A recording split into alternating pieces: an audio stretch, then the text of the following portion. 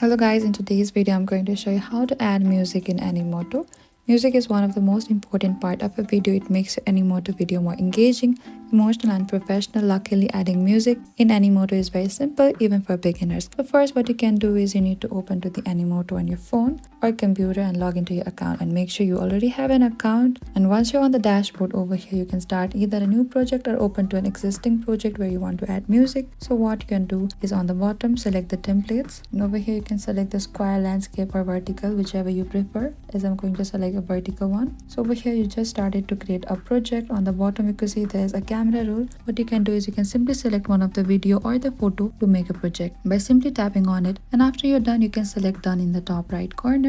So over here on the bottom you can see there's a music as well. You need to select on the music. So over here when you tap on this music you can see there's a song already to apply, but if you want to change the song, on the bottom there's an option to change the song. You can select the change song, and over here you'll find ton of the song, and you can review each one and you can put it by simply tapping on any of the song and to put it on your project.